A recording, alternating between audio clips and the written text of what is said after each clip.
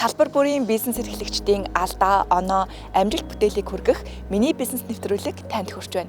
Бид энэ дугаартаа олон жил тасраад байсан шаазан урдлыг дахин сэргээсэн тач дэлгэрийн бизнесийг онцлогоолно. Миний бизнес нэвтрүүлгийн зочин Дарамсэдийн тач дэлгэр. Монгол шаазан өв компани үүсгэн байгуулагч тач дэлгэр нь 1986-аас 1995 хүртэл Монгол шаазан үйлдвэрийн зураг, чамин хийцийн тасаг зураач, зохион бүтээгчээр ажиллаж байсан. Түүний хувьд тэр үеэс зогсон байдалд орсон Монгол шаазан үйлдвэрлэлийг их орондоо дахин сэргээж 2019 оноос өөрийн шаазангийн үйлдвэрээ байгуулан ажиллаж байна. Ерөнхийдөө манайх бол 19 оноос хойш бол ихэлсэн. Гэхдээ яг бүр 100% одоо өстой гоё болчтой гэж хэлэхэд бол арай бас дотгоо байгаа. Энэ бол яалтахгүй. Яг бол энэ зах зээл бас нэг хүмүүчний асуудал байна. Нэгд хоёрд бас хөрөнгө мөнгөний асуудал гацчихъя гэж хэлэхгүй шүү дээ. Бас энэ чинь бас юм хийж байгаа юм чинь янз янзын бэрхшээл харна шүү дээ. Шууд дардан замаар бүх юм болдог бол болж игэл 100% юм хийчих юм бодсон шүү дээ. Тэгэхээр бас цаг хугацааны асуудал гарна энэ дэр бол. За бит хоёрын өмнө таны оролцсон гайхалтай бүтээлүүд байж гэн. Тэгээд та ер нь шаазан урдал гэдэг зүйлтэй анх яаж холбогдсон юм бэ? Би 1986 онд Цэргээс салгаж ирэл. Монгол шаазан компанид орж зураачаар орчихсон 86 онд. Цэргээс салгаж ирэнгүүтээ шууд зураачаар бол. Тэгээд тэрнээс хойш 15-6 жил шаазангийн үйлдвэрүүд социализм үед ажиллаж байлаа. Би одоо өөрөө бас тэр тухайн үед социализм үед тэр үйлдвэрт олон жил ажилласан болохоор бас энэ ч одоо миний мэргэжил болсон. Тэгээ энэ мэргэжлээ бас ер нь Монголд очсон бас одоо нэг үйлдвэртээ очихсан шаазан хийчихсэн босдол дээж явсаар гал 2019 онд анх үйлдвэр байгуулчихсан. Тэгэхээр тэр таны өмнө ажиллаж байсан үйлдвэр чинь 1995 онд хаалгаа барьсан. Тийм, ерөнхийдөө 95 онд хаалгаа барьсан. Тэгэхээр өвч өвчлөлөөр хаалгыг гэсэн бүх үйлдвэрүүд ерөөсөө тэр бүгд хотлын үйлдвэр, шаазангийн үйлдвэр, сарх маяг одоо тэд хувийг бүх үйлдвэрүүд өвч өвчлөлөөр бүгд хаалгаа барьсан шүү дээ. Тэрнтэй л нэслээ. Тэгэхээр чи нийт 25 жил энэ шаазан үйлдвэрлэл гэдэг зүйл Монгол зогсон байсан. Зогсон. Ерөөсөө үйлдвэрлэхгүй. Монгол дээр шаазан гэдэг юм бол ерөөсөө сургаггүй байсан. Тэр үед ингээд ажлаа хүлээлгэж өгөө тэр үйлдвэр юу н байхгүй болоход тэнд ажиллаж исэн хүмүүс та ер нь яаж хүлээж авч исэн ямар байсан тэгээ тэнд байсан маш олон Германы гой тоног төхөөрөмжүүд байсан гэж хэлсэн. Тэдгээр тоног төхөөрөмжүүд нь ер нь яасан бэ?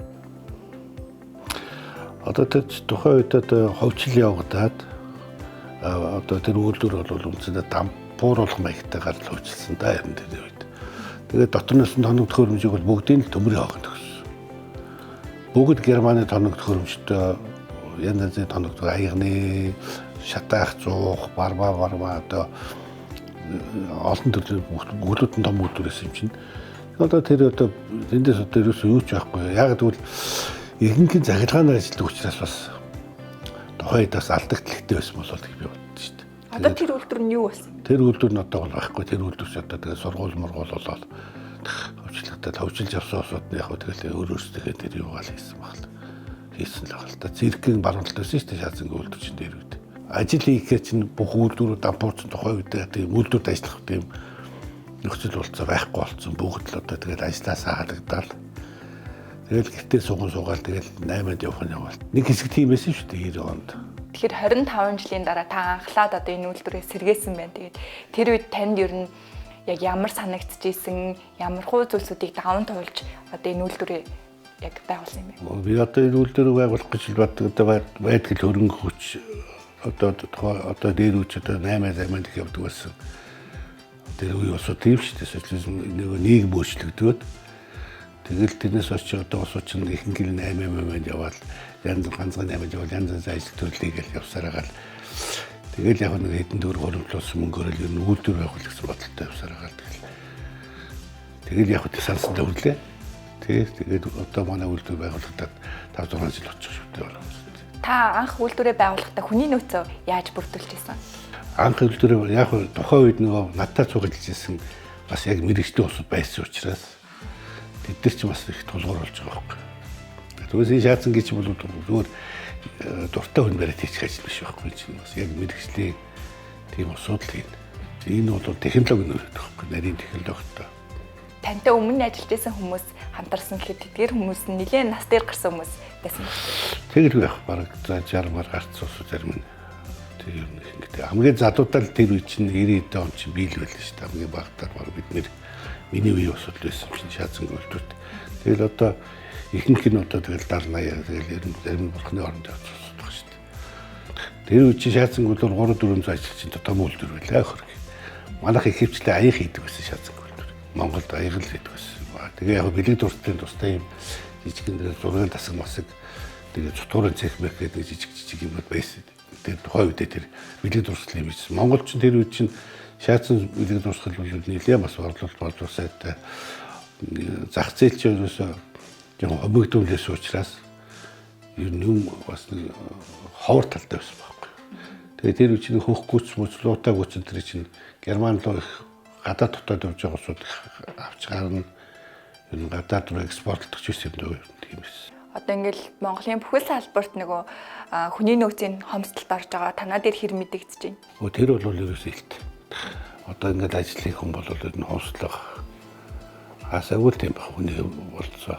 Одоо манайд бол нэг шат зураачаар нэг 3 хүн байна, 4 байна л яг дүрс сойс өгсөн. Би зүгээр сургууль шаацангийн мэрэгжлийн хүн гэж одоо манайд бол байхгүй сургууль байхгүй шүү дээ. Өөрөө ингээ яг бэлдээд өөрөө ингээд энд зааж сургаж өгөөл ингээд зургуулаад янз янз 2-3 хүүхд тавьчаар зургуулаад цутгуур дээр бас хүмүүнтэй авчир сургаал өөрөө нөгөө мэддэг учраас тэрийг зааж өгчл одоо сургаж байна да. Ганц бэрхшээлүүдээс одоо хүний нөөцийн асуудал байна да. Ер нь бол юм дээр л байна. Сураад авчи, мэдээд авчи гэсэн бодолтой осод ер нь хавралчтэй одоо зах зээл. Болж игэл одоо хүнд сургаад энэ сурсан юм хүнд нь сургаад энэ шаацсан ингэж хийдэг шүү тэгэж хийдэг шүү бүх бүр ихнээс нахвала заагаад санаа байна. А яг энэ дээр бүр яг ингээ хичээгээд ажиллаад би сураад авъя гэсэн хүүхд бол бас жоохон ховор талтай л байна да. Одоо энэ залуучуудыг бол одоо ажиллуулахын тулд ер нь бас оромшуулах хэрэгтэй. Нэгд хоёрд бол сонирхлын төрүүлж одоо бүтээгдэхүүн өөрсдөр нь одоо бас санаачлал гаргуулж өөрсдөр нь гоё юм хэлэх болж өгвөл тийм санаачлал гаргал өөрөө чөлөөтэй энэ ч ирээд би бол хэлээд байгаа. Та нар үзэсгэлэнд оролцож болно. Шаацсангаар бүтээгдэхүүгээд өөрсдөө үзэсгэлэнд оролцож болно шүү дээ бүтээгдэхүүгээд. Би бол тэн дээр асуудал гарахгүй чөлөөтэй та нар өөрсдөө бас тэгээд тэгээ энэ дээр ирээд шат амжилгаар нэг бүтээгдэхүүн болгоод одоо янз янзын үзэсгэлэн тэмцээн оролдоод оролцож болно шүү гэж би бол бас тэднийд яадаг л та санал тавьдаг. Тэр ч бас нэг талтай эднэт бол сонирхолтой. Яг мэрэгжлийн уран бүтээлчдээс эдгээр чинь бас тийм юм сонирхож байгаа. Сонирхолтоосаа бас ер нь бас хоорондоо ярилцдаг бид нар бас. Ер нь уран бүтээлчдтэй ажиллахад ямар байдаг вэ? Тэгэл уран бүтээлчтэй ажиллах ч одоо янз янзын тэднээс янз янзын санаа оноо өгнө бас биднэрт. Надад би бол баг одоо дээр үеийнхээ марл сэтгэж байгаа. Тэд нар бол бас арай залуу усудлахаар бас нэг сэтгүүнээр учраас энийг ингээ чи тэрийг тэгж чигээр бас шинэ санаа оноо надад хэлж өгдөг шүү бас талаас хамтаж ажиллахад их урамтай байт. Одоо жишээлбэл энэ морины хувьд тэгэхэд дахиад нэг инх хамгаалан хаан хатан гээл ер нь айл болгонд ороход л нэг намайг жоохон байхад их байдаг байсан. Тэгээ одоо ер нь дахиад жоохон сэргэж байна. Ер нь бол ягаад энийг сонгох гэр энэ манайх хэвчтэй шүү дээ. Дээр үеэсээ айл болгоны авдар дээр эмээлтэй мөр инх хамгаалан хаалт байсан. Тэгэл одоо тэр үе усуд одоо тэр яг хагарах нь хагараал бас юугаар ягаал тэгэл ховордоол энэ хуучин шаацсан цуглуулдаг усууд чинь ихэнх нь одоо тэгэл жоохон өндөр үнээр одоо дамжуулдаг ч юм уу одоо борлуулаад хоорондоо наймаалцаал ингээл. А тэгэхээр яг энийг сэргээгээд бас нэг би хуучнаас нэхлэе гэж удаад энийг хийгээд байгаа. Ер нь явандаа бол бид нар ингээл шинэ загвараа шинжилнэ шүү дээ. Одоо яг энийг хийгээд. Гэхдээ ер нь ихэвчлэн эднэрийг бол их авд юм да монголчууд чи эмээлтэй мөрөнд их дуртай. Тэгээд энийг хамгаалаа энэ хатан ноён маяг гэж үндэсний бүтээгдэхүүн үндэсний завгартай үндэсний эзэд болохоор их сонирхдаг байхгүй юу? Ер нь борлуулалт гайгүй байт. Өнгөрсөн хугацаанд 25 жилийн хугацаанд танахаас өмнө нөгөө үйлдвэр байгаагүй учраас одоо яг энэ зах зээл дээр дан 100% импортыг хараад байсан гэсэн үг. Тийш ер нь бол 100% бас байхгүй. Ерөөсөө л тэгэл хятадаас л ер нь одоо хятадаас шаац орж ирж байгаа шүү дээ. Ингээд орс мөрсөөс бол байхгүй. Тухайн үед одоо шаацангүй үйлдвэрт ажиллаж байхад би бол тэр борлуулалт морлуулалтыг сайн мэдэхгүй шүү дээ. Тэр үед бол яг банаас нь тусдаад тасгаараа зөөр борлуулалтаас хариуцлага өгсөн. А тэгвэл ер нь бол тэр үед бол юм ховс байсан үе арга байхгүй. дотоод үйлдвэрийн бүтээгдэхүүнд болдогч ялла ш тэр үе чинь. Одоо бол өрсөлдөлтөй болсон, нийгэм нь өөр болсон. Одоо улсуудад сонголттой болсон. Гаднаас бүтээгдэхүүн янз янзаар орж ирнэ. Миний хийж байгаа энэ бүтээгдэхүүнийг хамгийн гол нь Монголд үйлдвэрлэх гэж тутгаараа л улсын сонирхож авчих та.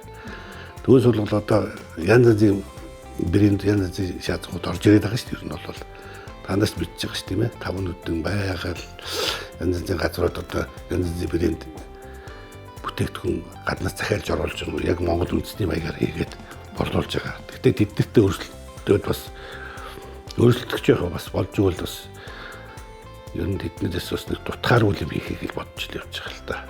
Одоо ч гэсэн танахаас өөр газар байхгүй зөв. Тэгээ одоо бол манайх зөв шаацсан хөлтөр байхгүй шүү дээ. Ганц манайх л байх. Тэгэхээр та үүний шалтгаан нь юу гэж бодож байна? Ер нь яагаад ингээд энэ олон жил шааз үйлдвэрээ сэргээхгүй тэгээ дахиад ч гэсэн ингээл хүмүүс чинь ийм ихээр даган дуурайгаар л нэг гарч ирдэг штеп. Тэгэхгүй байгаа юм шалтгаан. Хятадууд ер нь Европын орнууд гэх чинь шаазын хэрэглээ аюул өндөртэй байдаг шүү дээ. Монголчуудад бол шаазангийн хэрэглээ бол дээр үеэс бас бага хэрэглээтэй болсон байхгүй юу? Хэрэглээ багтаа болсон. Нэг талдаа.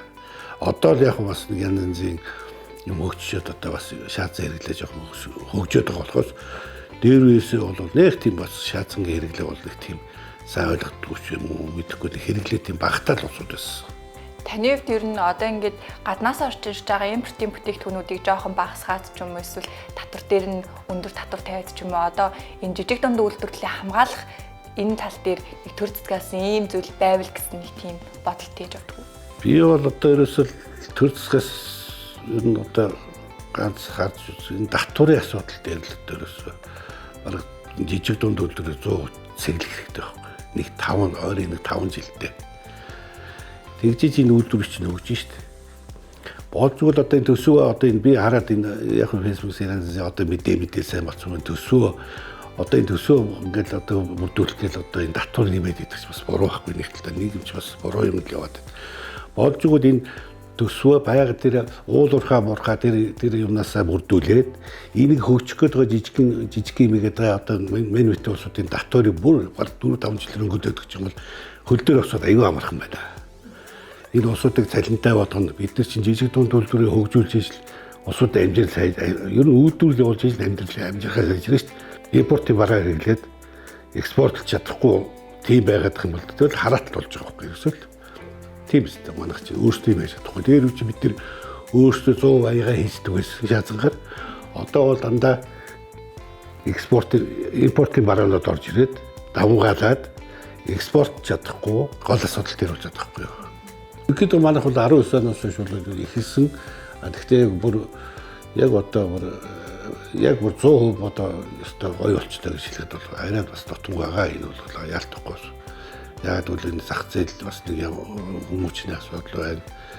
Нэгд хоёрд бас хөрөнгө мөнгөний асуудал гацчихыг хэлэхгүй шүү дээ. Бас энэ чинь бас юм хийж байгаа юм чинь янз янзын бэрхшээл харна шүү дээ. Шууд дардан замаар бүх юм болдог бол болж игэл 100% юм хийчих юм бодсон шүү дээ. Тэгэхээр бас цаг хугацааны асуудал гарна энэ дэр бол.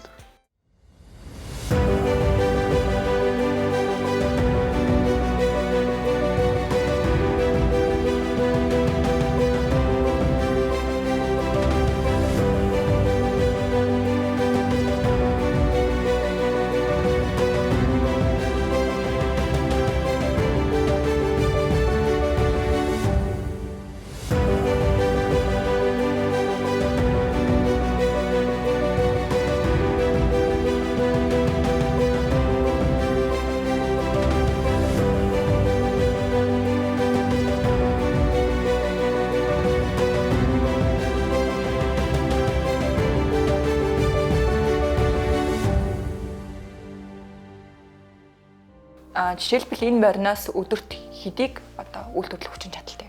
20 мөр 30 шиг л одоо үйлдвэрлэн. Гэхдээ ихэвчлэн гар аргаар хийдэг болохоор бас их олноор үйлдвэрлэж байна. Яг нь хурааж байгаа л тэгэл бөөнд нь шатаана. Тэгж хийдэг байхгүй. Таны хувьд өмнө одоо нөгөө Монгол шаазанд ажилладаг байхдаа зөвхөн одоо урдх ажиллаа хийгээл зураачаараа ингээл ажилладаг байсан бол одоо ингээд өөрийн гэсэн үйлдвэрээ байгуулж ийн. За тэгээ бүтээгдэхүүнээ борлуулна, үйлдвэрийнхаа бүх ажилд одоо ингээл санаа тавина штэ тий. Тэгээд ийм бизнес эрхлэгч болсон хэр хэцүү вэ? Надад бол гол нь би чинээ шаацангүй үйлдвэрлэхдээ зохион бүтгэж хийж ирсэн. Бас Чамин гэдэг тасагт би зохион бүтээгч бас сүүлийн хэдэн жил хийсэн. Ерөнхийдөө бол энэ технологи бол нарийн өөрөө мэддэг учраас энэ хийж байгаа байхгүй. Энэ чинь олон шат дамжлагтай. Одоо цутгаас эхлээл одоо шавар мавраа бэлтгэхээс ахуулаад тэгээд цутгуур мутгуур гээл одоо олон шат дамжлагтай тэгжиж энэ бүтээгдэхүүн болдог учраас энэ бүгдийг өөрөө мэддэг учраас энэ бол надад яг энэ шаацсан хувьд бол нэг тийм төвөгтэй асуудал байхгүй. Ер нь одоо манай бүтээгдэхүүнээ одоо олон борлуулах маркетингийн асуудал одоо яг одоо мэрэгжлийн талаас нь хийх хэрэгтэй шаардлагатай байна. Ер нь тийм асуудал тулгараад байгаа. Би бол өөрөө үйлдвэрлэгч учраас яг борлуулалтын асуудлыг бол бүрэн дүрэн 100% хийж чадахгүй. Тэгэхээр бас тийм маркетинг борлуулалт яадаг тийм усудаа бас хамтарч ажиллах сонирхолтой байгаа. Хувцас байлаа гэхэд тэсгүүрийн дагав ингээл хэдэн зугаар капитал гэдэг. Энд чинь бол ингээд хүн сонгохдоо сүнслэг нэг тийм амтай ээжиж хүмүүс сонгоод. Тэгэхээр одоо энэ шинэ одоо бүтээл дээрээч гэдэг юм уу? Ер нь хэдэн удаа туршдیں۔ Яаж одоо энэ бол бүтээгдэхүүн туршилт гэх юм уу? Ягаад гэвэл энэ чинь шаацсан чинь өөр айгүй өндөр гарацд 1230 40 гарацд босурдаг гэдэг байхгүй. Тэгэхээр энэ чинь одоо суулт, хазаалт, хагаралт, цууралт эсэн бус юм уу? Тэгжиж эцэстээ яг одоо туршилт явагдаж эцсийн бүтээгдэхүүн болно. Тэр хооронд бол одоо хаалгалагч үе гарна шүү дээ. Болохгүй бас юм гардаг шүү бас. Тэгээ одоо ингээ эцсийн бүтээгдэхүүн болохгүй нэг завгар хийгээд нөгөөдгөө одоо шат дамжлаг дараалан явуулчаал эцсийн баринд дээр 100-аас гарч ирэхдээ хагардсан юм уу, цуурсан юм уу, суулт өгсөн гарч ирэх юм бол бас жоохон тиймэрхүү асуудал байлгүй байх гэж байна. Тэгэхдээ тэрээс нь яцхгүй шүү дээ эцсээс. Яг л одоо тэрийг янз янзаар оролцсоор бол эцсийн бүтээгдэхүүн болох бол боддог байхгүй юу? Тэгээ нэг үйлдвэрийн барихын нэг хэсэг тий. Энд одоо яг ямар үйл ажиллагаа явагдаж байна? Манай энэ одоо шаацсан бүтээгдэхүүн, эцсийн бүтээгдэхүүн шатаах зух. Шавраасаа эхлээд пааландаад бүтээгдэхүүнээ энд шатаахта 1230 градус шүү дээ. За ер нь нэг шаацсан бүтээгдэхүүн гарахын тулд түүн дээр хэдэн хүн ажиллаж байна? Ямар үйлдвэрийн шат дамжлага явагддаг юм бэ? Нэг бүтээгдэхүүн гэж одоо жишээлбэл материал бэлтгэхээс авална. Материалаа бэлтэн дараа нь цутгуур асуудал гарна, дараа нь угаан, дараа нь пааландна, тэгээ шатаана, дараад нь гараад ирэхээр дээр нь зурна, буцаага шатаана, ингээл одоо шатамжлаг бол 5-6 шатамжлаг гарна. Ер нь олон улсад бүгд адилхан уу яг энэ дамжлаг? Ер нь бол яг техник төгөнд адилхан. Бүх шаацсан гэдэг нь яг адилхан. Шаацсан ерөөс ихнээс яаж хийгдгүү яг тэр техник төгөөрөө л хийгдэнэ. Тэгэхээр гараад ирсэн хойно нөгөө нэг зураг зурх ажил болоо. Гэхдээ манай хулуу зураад байгаа ер нь наамлын асуудал бас дээр үд манайх чинь наамлын хийдэг байсан. Одоо тэр наамлын асуудлыг бас би хийн ер нь бол. Энэ өрөөнд одоо үйлдвэрийн ямар процесс нь явагддаг юм бэ? Энэ өрөөнд болохоор одоо манай их одоо яг их хэвний өрөө. Одоо үндсэндээ бол бүтээгдэхүүнээ одоо баримтын шавраас нь ахуулаад энэ шавраар хийгээд тэгээ энийгээ бол одоо энээсээ хийг авна. Гипсэн хийв ингэж авт юм байна. Ер нь нууц технологи гэж байгаа юу? Хив авахд бол янз янзын арга байгаа. Бүр нэг нууцлаад одоо ингээ бүр яагаад юм бол байхгүй. Ер нь бол хив авахд бас нэг мэрэгжлийн талын хүн хэрэгтэй. Зүгээр одоо нэг баримтчин хүн хив авах өөр, шаацсан хив авах бол технологи өөр үгүй. Одоо жишээлбэл та хэд үйлдвэрийнхаа хүчин чадлаар бүрэн ажлыг гэх юм бол дотоодын зах зээлийг хэдэн үеиг хангах боломжтой вэ? Тэг гол манай нэрийн бүтээгдэхүүн бол бэлэг дурсгал байгаа л да. Энэ бол тэгтээ зөнгө одоо бэлэг дурсгалыг бол янз янзын материалаар хийдэг учраас яг одоо бид тэр хэдэн үед өгч чадахгүй. Яг зөвхөн шаацсан биш шүү дээ. Бэлэг дурсгал үл олон төрлийн материалаар хийж байгаа учраас манай хол яг зүгээр яг ингээд хүчин чадлаар ажиллах юм бол нэг за нэг 100 байлаа гэж бодоход яг бэлэг дурсгал байлаа гэж бодно 5-6 ч юм уу тийм хавцаа л бид нэр бүтээгдэхүүн нийлүүлэх хахлаж бодчих. Өөр монголчууд, туваачууд, овсруу тэр усуд бол бас сонирхдаг шүү дээ. Шаацсан морьцоор энэ манай үндэсний юмнуудыг нөгөө тэд нар бас их хвчлэн бас сонирхоод авахтаа нэг бөөнд нь авдаг. Тэдийг авъя, 50-60 осыг авъя, 100 осыг авъя гэдэг юм уу. Тэгж бас цагаалгаар авдгийг гадных нь бас хуучин энэ өөр монголчууд бол их сонирхдаг. Манай ээж аваа авдаг дээр байсан мессенжер дээр үед бас тэр утгаараа тэгээд манайх уламжилт болохоор сонирхдаг л байна. Ер нь дэлхийгээр тархан суугаа монголчууд ер нь их сонирхох боломжтой юм. Цаашлаад экспортод ер нь гарах боломж байгаа юу? Ер нь бол тийш дээ. Чанартай бүр өшөө чанарын сайжруулаад загвар мангарын асуудлыг гоё болгочих юм бол экспортлох боломж 100% байлгүй яг үү.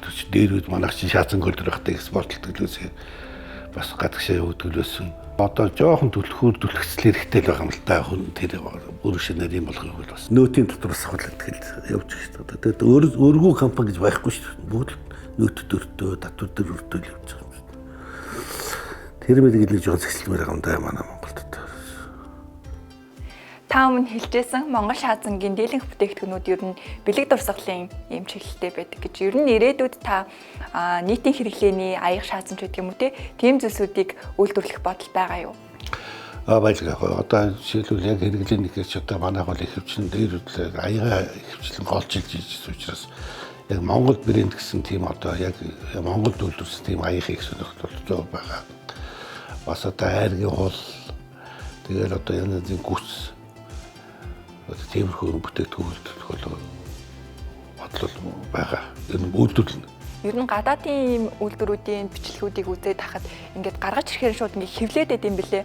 Тэгэхээр танайх бол ингээд 100% гар аргаар зурж байгаа. Тэгэхээр илүү үнцэнтэй, илүү нэг тийм handmade. Тий, гол нь тэр байхгүй юу. Ер нь ихэнх нь бол ерөөсөө шууд хевлсэн юм наагаал тэгэл сталтай гэдэг. Манайх бол яг 100% гараараа зурж байгаа болохоор яг одоо чигээр орж байгаа байхгүй.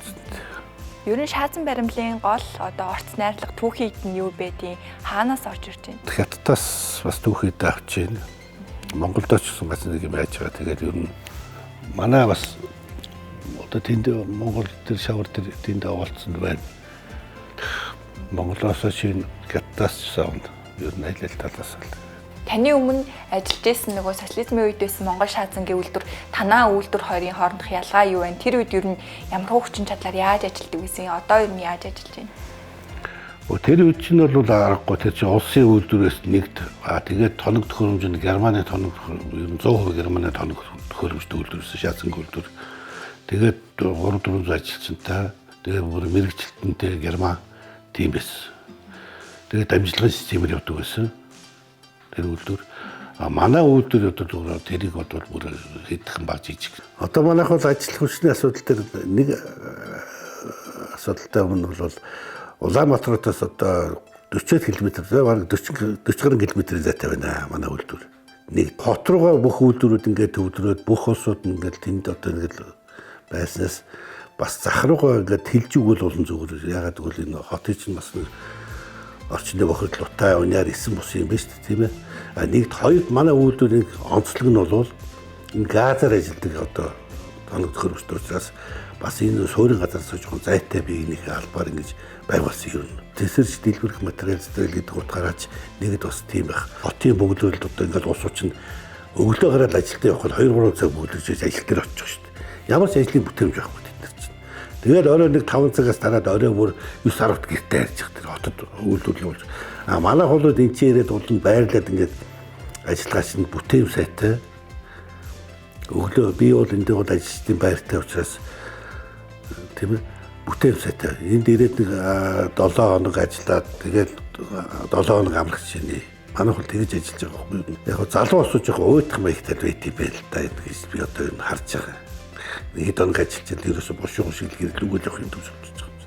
Манай бүх дамжлагууд нормтой. Одоо энэ зурж байгаа усууч нормтой, сотгуурч нормтой, угаагч нормтой. Ингээд дамжлагууд норм. Үнэлгээтэй байхгүй юу? Нэг юм ороход тэдэнд өрөөр хийнэ. Нэг мор зурхад тэдээр зурна гэд үнэлгээтэй учраас эдгээр чинь бас үн чинь бас одоо өөр болсон шүү дээ чинь ахиухан шиг цалин авахын тулд олныг зурх шүү дээ тийм л тоххой. Тэгэхээр яг үнцэн ажилтан гээд сар болгоно ингээд цалинтай биш яг ингээд хийснээрээ хийснээр тий хийснээр яг үнцэн болвол яг хуу ерөнхийдөө бол бас олон жил зурж эндөө энэ 3 хүүхэд бол бас 4-5 жил зурчиж шүү дээ бас шөнө өдрөөр яв ирэхээрээ зурчна. Бас нэг хотод нэг арга ирнэ авгаахтнууд болохоор тэтгэрлэг бас яралтай бас таасан байна. Тэгээд энэ угаагч цутгуурчин төр бол их бас зарим нь бол бүр зүү хараагаас хөтлөн гэж ажиллаж шүү дээ одоо зүү хараагаас. За 25 жил тасарсан байсан үйлдвэрийг та гээд өргөжлүүлэн сэргээсэн байна. Тэгээд таны дараа яах юм залгамж халаагаа ер нь яаж бэлдэж байна? Ганцхан бэлгээд байгаа. Энэ дээр ирээд над дээрээ заяо. яг хамаа бүр өөрөө ирээд би одоо шаацсан сурмаар байна. Яаж хийдэг юм бэ? Бүр анханаас нь сураад би энийг чинь эзэмшээд авъя гэсэн үг гэх юм бол башаас би бол асуудал байхгүй яагаад гэвэл энд хадраа бүр нэг жоорлоод байх технологи над бол байхгүй. Тийм үстэй шинэ би өөрөө өмчилж яваад чадчихгүй юм чинь. Тэр болж игэл өөртөө хүнсрээ ирээс сурах хэрэгтэй байна одооны залуучууд. Та Монгол шаацангийн ирээдүйг гэр нь яаж харж байна? Монгол шаацангийн ирээдүйг бол би бол болж игэл сайхнаар төсөлж байна ер нь. Өшөө ингээд өшөө хөгжөөд бүр одоо дэлхийд одоо бас нэг Монгол гэсэн нэр төрөө гаргаад шаацангийн үйлдвэр Монгол ий бүтээгдэхүүн шаацангаар хийдэг шүү гэсэн бас нэг юм үлдээсэй л гэж бодсондоо л энийг би хийж байгаа юм шүү дээ. Энэ бол энэ чи бас нэг юм таслахгүй л гэж л зүтгэж байгаа юм дээ. Өөрийн бизнесээ дэлгэрэнгүй бидэнд ярьсанс танд маш их баярлалаа. Тэгээд нэвтрүүлгийн зүгээс Го брендийн эрчүүдийн багцыг бэлгэлж байна. За баярлалаа.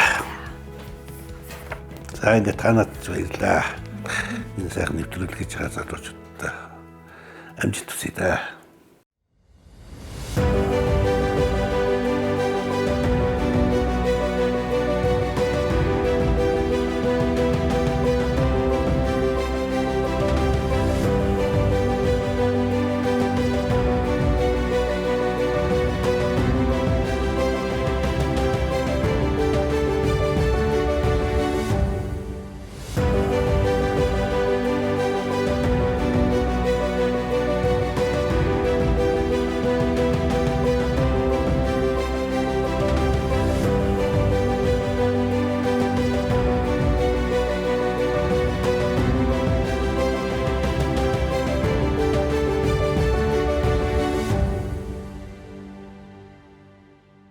Миний бизнес нэвтрүүлэг танд хүрлээ. Дараагийн дугаартаа бид 1990 оноос хойш тасралтгүй цэвэр модон үйлдвэрлэл эрхэлж буй Жинбатын бизнесийг онцлогоолно.